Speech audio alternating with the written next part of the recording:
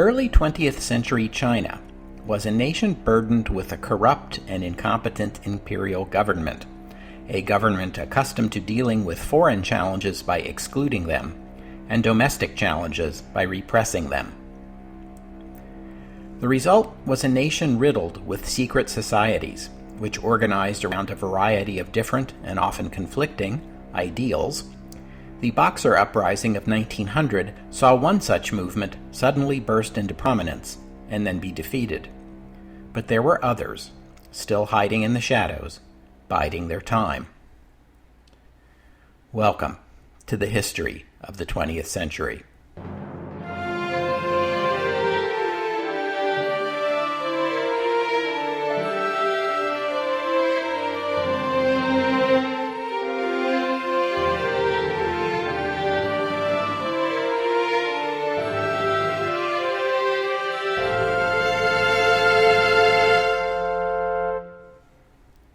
Episode 58, The Republic of China.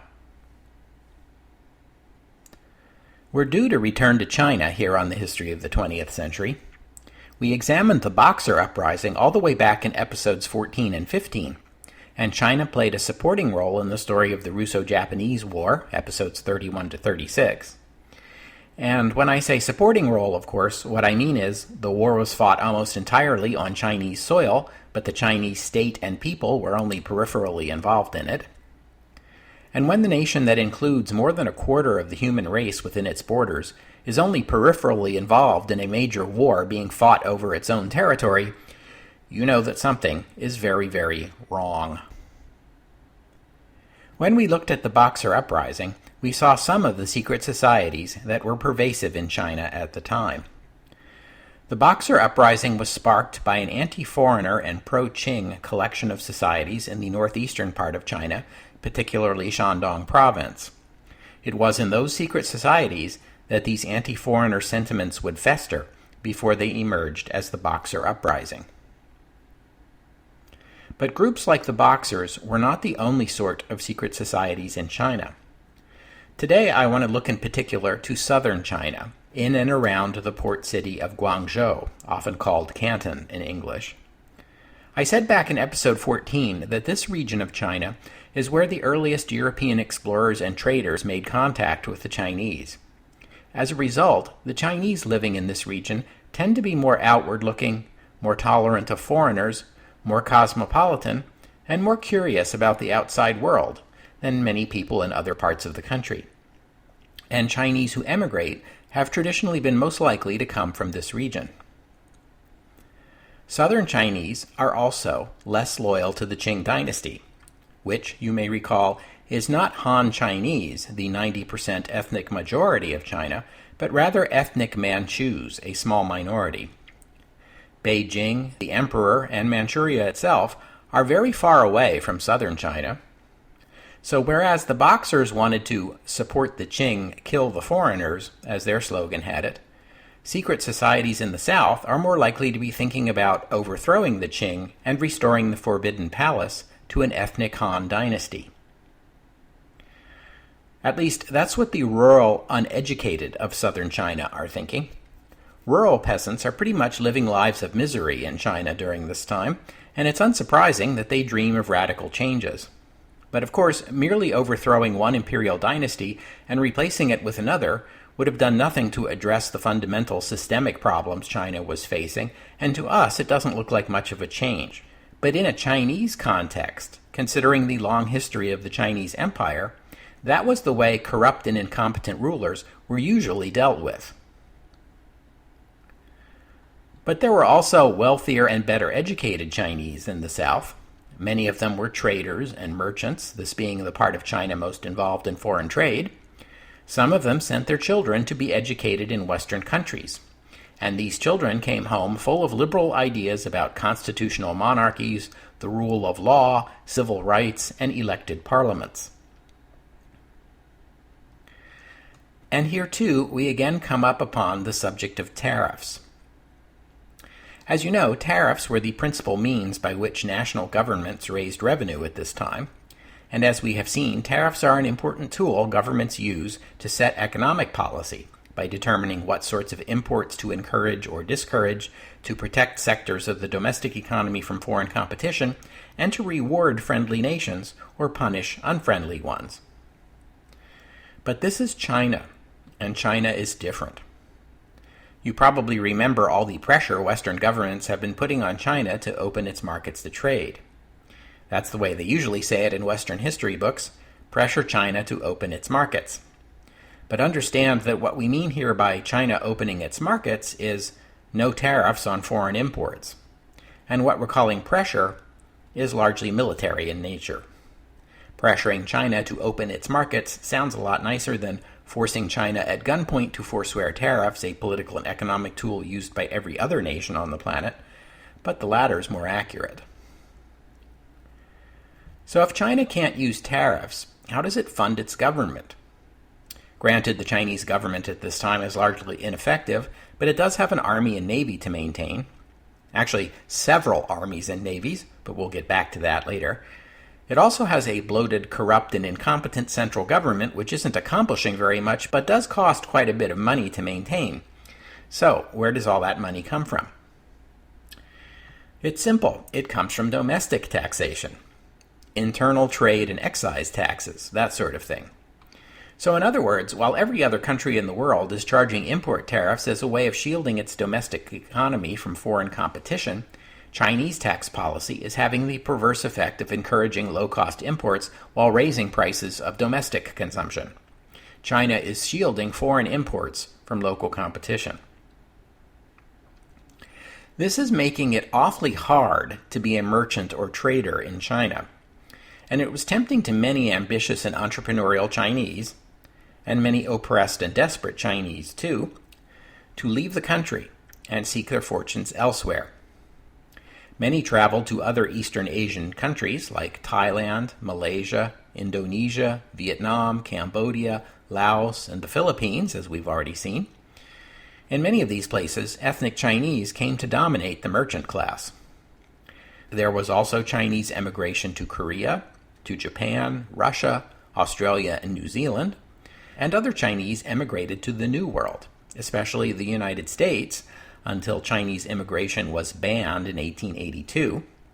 Also Canada, Peru, Panama, Colombia, and Venezuela. Significant numbers of Chinese also emigrated to Europe, particularly France, Britain, and Italy. For most of the history of China, it was forbidden to leave the country without government permission, and this was still the case in the early 20th century. Those who emigrated managed it either by getting official permission, perhaps legitimately, perhaps by bribery, or else by simply slipping out of the country while no one was looking. Chinese who managed to leave their homeland and resettle elsewhere usually had to deal with hostility and discrimination in their new country, but often found that, in spite of these drawbacks, it was still an easier place to live and make money than it was back home, because of friendlier economic policies and a commitment to the rule of law that was sadly lacking in China, but is very important to anyone trying to run a business. Chinese who emigrated also sent money home. Much of it was for friends and relatives left behind, but some of it was to fund some of these secret societies. But the sorts of secret society favored by business people weren't the kinds that wanted to overthrow the Qing dynasty. No, they favored the kind that wanted constitutional reforms, like an elected legislature and legal rights. To some extent, these movements were working at cross purposes from those who wanted to overthrow the Qing. And ironically, although overthrowing the Qing dynasty sounds like a more dramatic change than reforming it, if you think about it for a minute, liberal constitutionalism really is the more radical idea.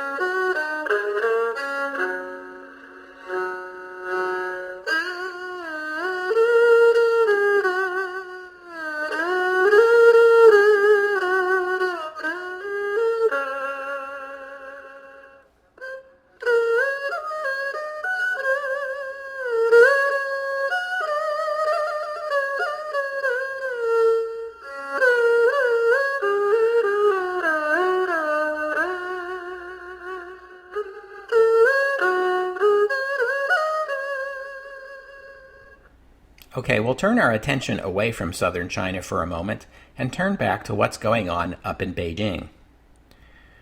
Back when we examined the Boxer Uprising, I talked a little bit about the aftermath. China had been forced to pay a large indemnity to the eight-nation alliance that had put down the uprising. The titular ruler of China at this time is the Guangxu Emperor, but he was effectively deposed and placed under house arrest following his attempt at reforms in 1898.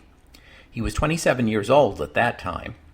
Afterward, his former regent, the 62-year-old Empress Dowager Cixi, is the de facto ruler of China, and will remain so for the next 10 years until her death. It was her decision to throw in with the unsuccessful Boxer Uprising. After foreign soldiers entered Beijing in 1900, she and her court, including the emperor, fled deep into the interior of China to avoid the prospect of being taken prisoner. In 1902, after the signing of the Boxer Protocol, which ended the conflict, Cixi and the court returned to Beijing. Chastened by this experience, the hardline conservative Cixi began to warm to the idea of reform along the lines that the Japanese had pursued under the Meiji Emperor. She even opened up the closed Forbidden Palace, at least a little bit, allowing herself to be photographed for the first time and taking tea with the wives of foreign ambassadors. I haven't given you any background on Cixi, by the way, so let me correct that oversight now. She was apparently the daughter of a minor Manchu official living in Beijing and was born there in 1835. At the age of 16, in 1851, she was selected from among a large pool of candidates to become a concubine to the 20-year-old Xianfeng Emperor, who had only recently acceded to the throne. The reign of the Xianfeng Emperor lasted 10 years and was a turbulent time in the history of China. There were 2 internal revolts, plus the loss of Outer Manchuria to Russia in 1858, plus the Second Opium War with Britain and France in 1860. The emperor didn't help his position any during the Second Opium War when he arrested, imprisoned, tortured, and executed Western diplomats, either because they were rude or in retaliation for Western atrocities, depending on who you believe. Either way, British and French troops marched into Beijing and looted and burned the summer palaces in retaliation. The emperor fled to the imperial vacation home, which lay in the mountains about 150 miles northeast of Beijing, and he died there at the age of 30, supposedly from the stress, although it appears that rampant drug and alcohol abuse were also factors. Looking at it from a 21st century perspective, one might suspect that he had a mental illness. The Xianfeng Emperor would, as it happens, turn out to be the last emperor to rule in his own right. His concubine, the now 26-year-old Cixi, also happened to be the mother of the emperor's only son. This son, who was 5 years old at the time, would become the next emperor, the Tongzhi Emperor. A regency council was created, but his mother, Cixi, ended up wielding all the power, and, as things turned out, she would continue to run China from behind the scenes until her death 47 years later. As for the Tongzhi Emperor, he would grow into an obstinate and irresponsible teenager and die of smallpox at the age of 19, coincidentally, shortly after taking power in his own right, and also shortly after quarreling with his mother over the appointment of officials. Yeah, smallpox. That's the ticket. The Tongzhi Emperor died childless, so the next emperor would be his 3-year-old cousin, the Guangxu Emperor. His regent would be, you guessed it, Cixi. A few years after the Guangxu Emperor came of age in 1898, he attempted to introduce constitutional government and what would come to be called the 100 Days Reform, which would lead to Cixi retaking power, stashing the titular emperor away into house arrest for the rest of his life, and executing a number of court officials who had supported the emperor's reforms. Which brings us back around to 1902, and Cixi returning to Beijing with the emperor in tow following the resolution of the Boxer Uprising. By this time, even Cixi was ready to acknowledge the need for reform. And this went beyond taking tea with the wives of ambassadors. Inspired by the Japanese model, she sent Chinese officials around the world to study how things were done in other countries in order to bring that insight back to Beijing and incorporate it into a new set of reforms and modernizing programs that came to be called the New Policies. A plan was laid out for a gradual transformation into a constitutional monarchy modeled on Japan's, with local elections to be held in 1908, and then provincial elections in 1910, and finally elections to a National Assembly in 1916. But it was a case of too little, too late. On November 15, 1908, the Empress Dowager died, just a few days shy of her 73rd birthday. The Guangxu Emperor died the day before, at the age of 37. Tests performed on the emperor's remains 100 years later in 2008 demonstrated that he had been poisoned, apparently to prevent him from reasserting imperial authority after Cixi's death. His likely poisoner was Yuan Shikai, a 49-year-old high-ranking military officer. Yuan's last-minute switch from supporting the emperor to supporting the Empress Dowager had been pivotal in allowing Cixi to end the 100 Days Reform and put the emperor under wraps back in 1898, and the emperor had never forgiven him for that. It was well known that high on the emperor's to-do list for when he got back into power was the execution of Yuan Shikai, and if that isn't a motive for murder, I don't know what is. The Guangxu emperor had also provided for the possibility that he might die before being restored to power by including instructions in his will that Yuan be executed. But these instructions were not carried out. The deceased emperor had no children, and so, while she was on her own deathbed, Cixi designated the emperor's 2-year-old nephew as his successor, and he would be crowned the Shuangtong emperor a couple of weeks later, crying and screaming in terror for the whole ceremony.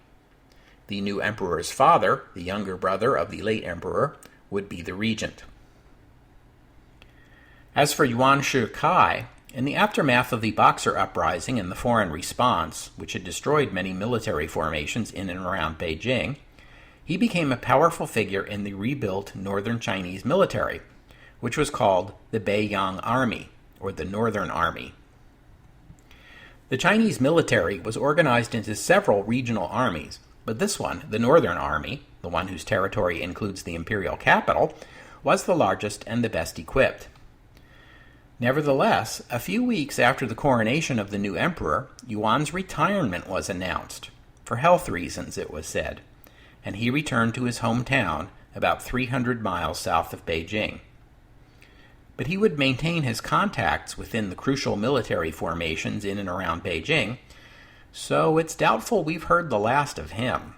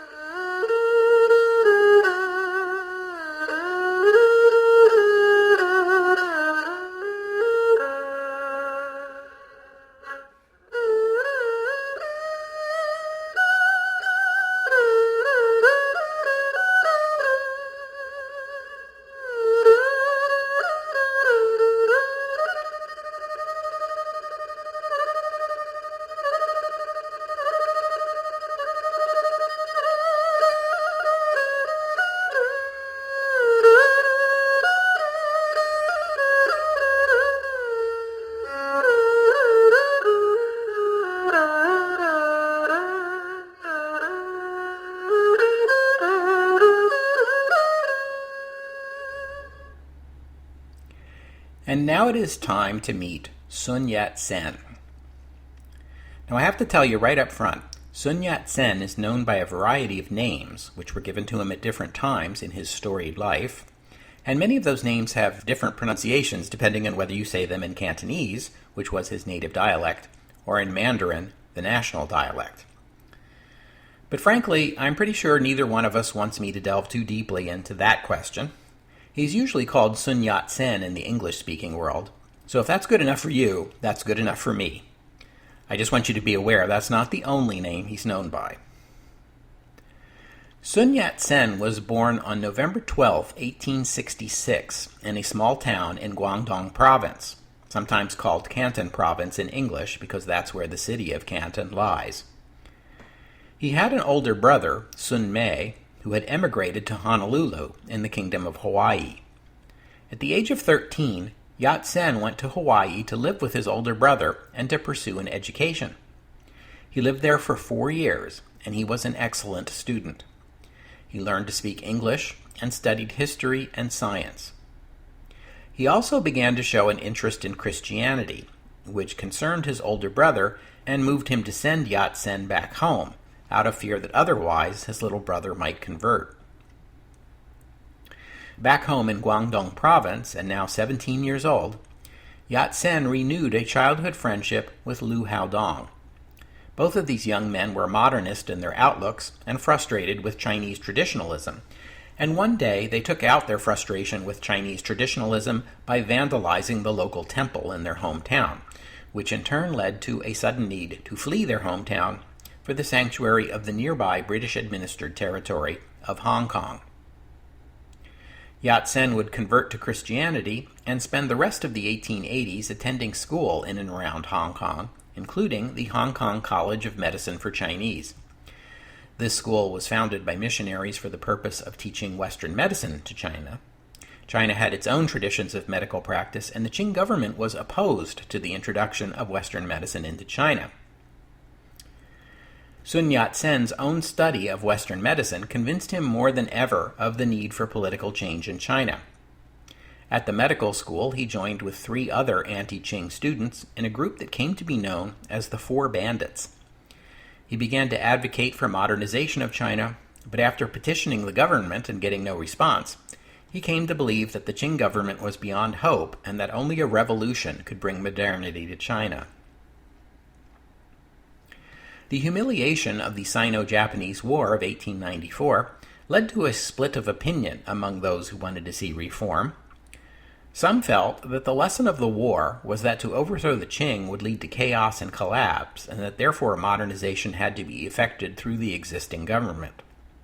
This group was encouraged by the Guangxu Emperor's 100 Days reform, but after those reforms were quashed and the emperor placed under house arrest, that idea pretty much went by the wayside.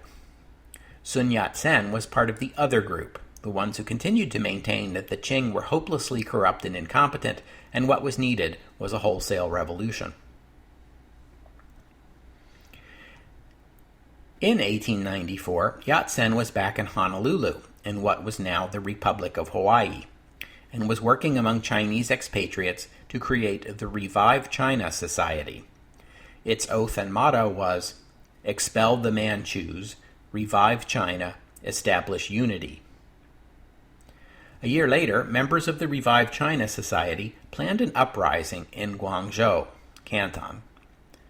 Sun's old childhood friend, Liu Haodong, was in Guangzhou as part of the plan, and he even designed a flag for the occasion, a white sun with 12 rays of light on a blue background. But the government learned of the planned uprising and moved to arrest the ringleaders, including Liu Haodong, who was executed at the age of 27. The uprising was nipped in the bud. Sun Yat-sen would later call his friend the first martyr for democracy in the history of China. A second attempted uprising in 1900, timed to coincide with the chaos of the Boxer uprising, also failed. Part of the problem here is that for many ordinary Chinese people, replacing the Qing with a new imperial dynasty, an ethnic Han dynasty, was a simpler solution, one easier to understand than all this talk about parliaments and democracy and modernization. But Sun Yat-sen persisted. After the United States annexed Hawaii, it became more difficult for Sun to travel there, owing to America's Chinese Exclusion Act, which banned Chinese immigration to the U.S., and it didn't help that Sun had supported the Filipino resistance, the one that fought against the U.S. annexation of the Philippines. And so, by 1905, Sun Yat-sen was spending a good deal of his time in Japan. Japan began making it a policy to be open to Chinese political dissidents. Indeed, the Japanese government began supporting them. Japan, of course, following the Sino-Japanese War and the Russo-Japanese War, was seeking regional hegemony in East Asia. To see the Chinese government overthrown and replaced by revolutionaries who had lived for many years in Japan, learned from Japan, and were indebted to Japan seemed like a pretty sweet arrangement. And this is not to mention that the Russo-Japanese War had demonstrated that in a conflict between Japan and a Western nation, the sympathy of the Chinese people and many other Asian peoples was with Japan. Chinese nationalists saw in Japan an inspiring example of how even a smaller Asian nation could stand up to Western imperialism, and it evoked hope that China might someday follow Japan's example. As far as the Japanese and their dream of regional dominance go, the Japanese increasingly view Western nations, including the United States, maybe especially the United States, as the greatest threat to Japanese ambitions. So it was seen as in Japan's interest to encourage anti-Western as well as anti-Qing thinking in China. Of course, Japan's main interest in freeing China from Western domination is so that it will be ripe for Japanese domination, but that's a story for a future episode. In Tokyo in 1905, Sun merged his own Revive China Society with other anti-monarchical organizations to form the Chinese Revolutionary Alliance. Sun would eventually emerge as the intellectual leader of this movement. He is best known for articulating his three principles, which were first publicized at about this time. They were, first, nationalism, that is, a multi-ethnic nationalism for all the peoples of China, as opposed to Manchu imperialism or Western imperialism. Second, democracy. And third, public welfare. Sun wrote extensively about the social problems facing Western nations in the wake of industrialization, the sort of thing I've been talking about in past episodes on this podcast. And Sun noted that China had not yet modernized and come to face these modern social problems, but after the revolution, they would come, and it was not too early for the Chinese to start thinking about ways to avoid the misery that faced working people in the West. The reforms set in motion by Cixi were slowed by the new emperor's regime, although local and provincial elections did go ahead as scheduled. Whether there would ever be a national assembly remained an open question. But Sun and the Chinese Revolutionary Alliance, they didn't care. Reforms or no reforms, the Qing have to go. In 1907, the Revolutionary Alliance launched no fewer than 5 uprisings in southern China, but every one of them was put down, including one led by Sun himself, who was forced to flee to Singapore. The revolutionaries in Tokyo began to challenge Sun's leadership of the movement, seeing as how these revolts he keeps trying to trigger never quite seem to get anywhere. The revolutionary movement split into pro- and anti-Sun factions. After a grand total of 11 failed uprisings, the antis began accusing Sun, falsely, of manipulating the movement for his personal financial gain. In Singapore, Sun worked to rebuild and raise more money to fund more uprisings, but this controversy followed him even to Singapore's large Chinese community, and in 1910 Sun moved on again to Penang in Malaysia.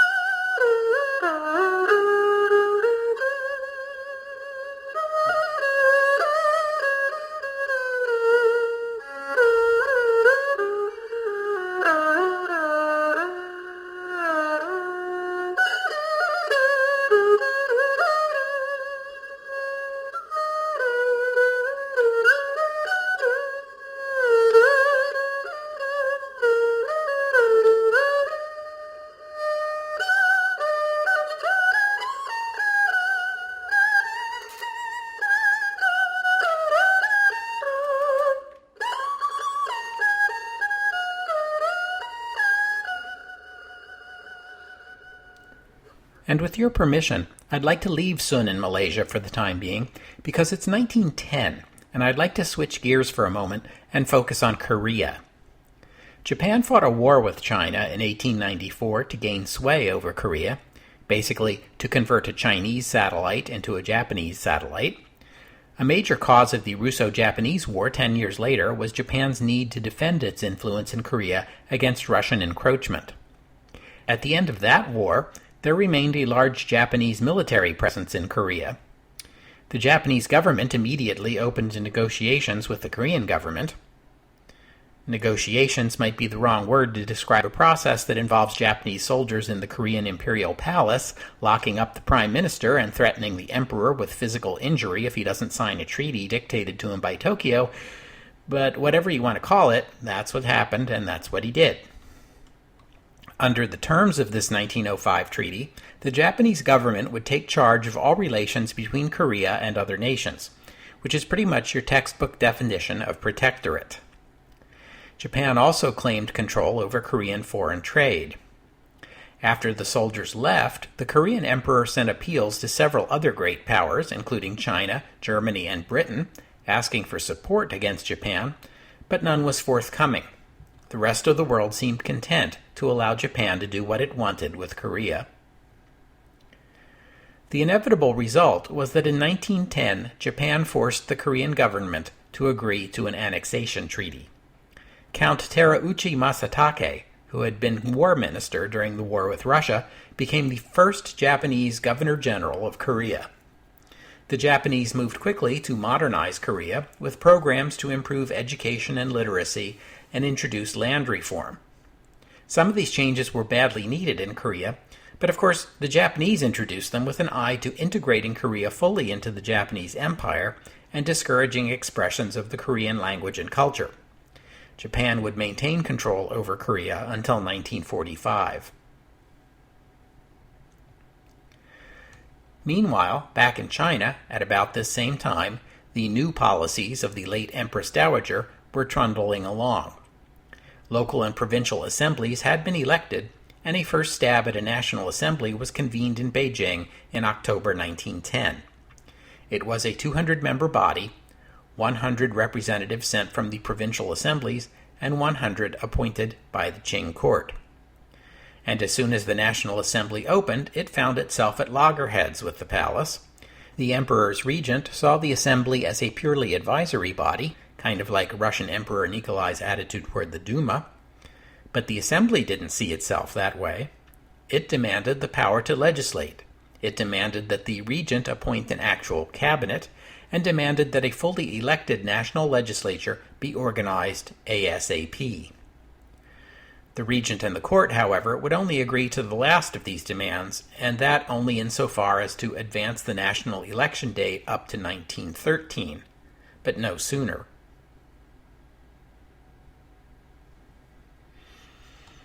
After so many failed uprisings, the final one, the one that actually brought down the empire, was a huge anticlimax. It happened a year later, and it started with a terrible accident. On October 9th, 1911, in the city of Wuchang, members of a revolutionary underground movement were working on a stockpile of bombs and ammunition.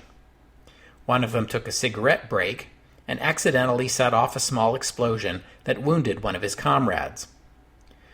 They all ran off before the authorities could arrive, but of course the police discovered the weapons cache. They also discovered documentation that an anti-government uprising was being planned in Wuchang, and, conveniently, a list of names of the conspirators. When I say convenient, I mean for the government, of course. For the conspirators, this was about as terrible as could be. All that was left was to sit around and wait to be arrested, tortured, and executed. Or launch the uprising immediately on the theory that now they have nothing left to lose. Yeah, they went with the second thing. The next day, October 10th, they began their uprising, and, probably surprising no one more than themselves, managed to capture key positions in the city, which was then the capital of Hubei province. They also captured the provincial military commander, a man named Li Yuanhong, whom they found hiding under his bed. Although he was commander of the government forces arrayed against them, the rebels forced him to become their commander, since he was educated and was well known and respected, unlike, any of the rebels. At first, the rebels were just forcing him to sign decrees that they had written, like the one declaring Hubei province's independence from the empire. But as the news spread, rebellions broke out in sympathy in neighboring provinces, led by coalitions of the newly elected provincial assemblies, who were as fed up with not being listened to as was the National Assembly, disgruntled merchants, and all those secret underground anti-imperial societies that have been forming for the past few decades. By the end of October, 5 neighboring provinces had joined in the uprising. By the end of November, Mongolia, which was then part of the empire, and which had already been putting out feelers to the Russian government in St. Petersburg about supporting Mongolian independence against the Qing, also took advantage of the imperial government's collapsing position and went ahead and declared independence. They would be able to keep it, and this is the beginning of the modern Mongolian nation. Meanwhile, back in China proper, Li Yuanhong was by this time named military commander of the combined rebel forces. By the end of the year, a total of 14 provinces were in revolt, comprising most of central and southern China. All of this had happened spontaneously, and the rebels scrambled to build an organization for their movement. In December, representatives of the rebel provinces met in Nanjing. They quickly decided to end imperial rule and declare a Chinese republic. But who would be their leader? Several of the anti-Sun leaders vied against each other and against Li Yuanhong, who was now thoroughly imbued with the proper revolutionary spirit.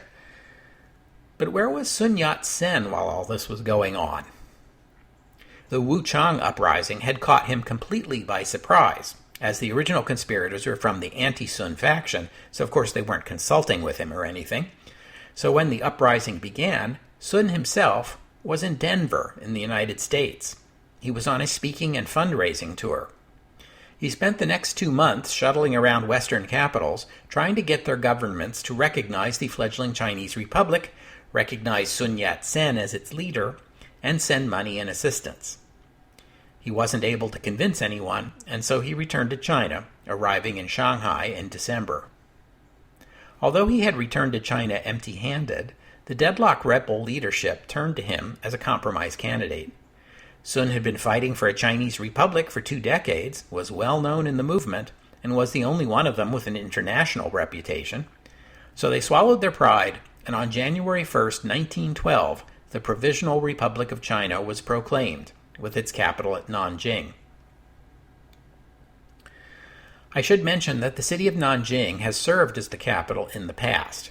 Indeed, the very name Nanjing means southern capital, just as Beijing means northern capital.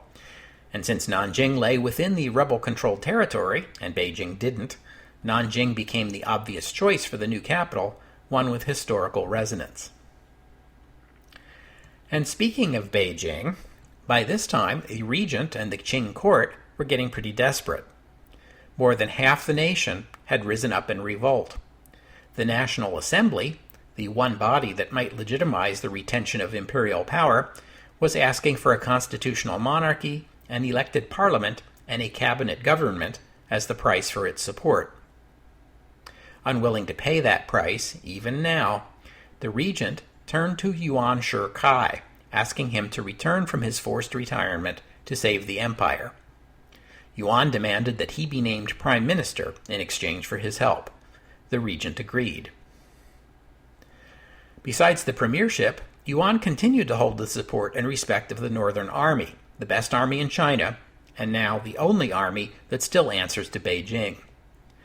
Yuan ordered the army into action against the rebellion, but that was just a negotiating tactic. He knew full well that neither President Sun nor the regent had the stomach for a full-scale civil war across a country of 500 million people.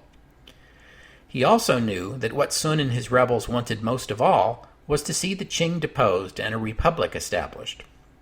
And so, negotiating on behalf of the emperor and his regent, Yuan dangled in front of Sun the thing he wanted most, the abdication of the emperor. but it would come at a price. The emperor and the Qing court would continue to occupy the Forbidden City, and the imperial palace and the court would be funded by the new republic and continue to receive the same honors. It's just that the emperor wouldn't be the emperor anymore. Oh, and by the way, Yuan Shikai had one last demand, that he replace Sun Yat-sen as the president of the republic. The leaders of the Provisional Republic and the regent had grave doubts about this arrangement, but they reluctantly agreed it was better than a civil war. And so, on February 12, 1912, the regent, acting in the name of the emperor, abdicated. And that's how the Xuantong emperor became the last emperor and became Puyi. I'm allowed to say his name now because in Republican China it is no longer a capital crime. 3 days later, Sun Yat-sen resigned his presidency and Yuan Shikai was chosen as his successor. This news was greeted with a sigh of relief in the international community. As I mentioned earlier, the major foreign powers had refused to recognize the Provisional Republic and continued to maintain diplomatic relations with the imperial court in Beijing. Most Westerners, however, agreed that the imperial government was archaic, ruthless, and hopelessly corrupt, so there was a lot of sympathy with the Republic, even as foreign governments steered clear of China's internal conflicts. But developments in China were unfolding rapidly during those 5 months, and where things were heading remained unclear. There was no more enthusiasm for a Chinese civil war in the West than there was in China. So the compromise agreement brokered by Yuan was hailed in the West. China had, to all appearances, transitioned peacefully and smoothly from an archaic, ramshackle empire to a modern republic. And Western leaders regarded Yuan as a tough, no-nonsense military man who might have autocratic tendencies, but knew how to maintain order and was someone that foreign governments and private interests could do business with. And so, the other nations of the world quickly recognized the new Republic of China. This is another one of those stories where I wish I could just stop right here and... Oh, wait, I guess I'm out of time, so I will be stopping right here. Let's take a moment to bask in the glow of China's remarkable accomplishment. A relatively peaceful and almost bloodless transition from a quasi-feudal empire to a modern republican government that befits a great power in just a few months. And I'll wait for a future episode before I tell you the story of how the whole thing crashes and burns the following year. We'll have to stop there for today. We're coming up on the holiday season. Christmas is just a week away in Western Christianity, and New Year's Day comes just a week after that. So the history of the 20th century is going on a holiday schedule. The next episode will come out a little earlier than usual, so it will be available for download on December 23rd. I tried to think of a topic appropriate to the season, and what I came up with was the North Pole. After that episode is released, I plan to take a week off for the holidays, so the next episode following will be released on January 8th, 2017. So I hope you'll join me next week on the history of the 20th century as we take up the exploration of the North Pole. At the beginning of the 20th century, the far north was unexplored. Who was the first human being to reach the North Pole? That turns out to be more complicated than you might think. That's next week on the history of the 20th century. Oh, and one more thing. All the way back in episode 1, I named the 10 great powers at the beginning of the century and pointed out that they were 7 empires, 2 republics, and 1 kingdom. The revolution in China means it's time to update the score. As of 1912, we now have 6 empires, 3 republics, and 1 kingdom. So, good on you, China.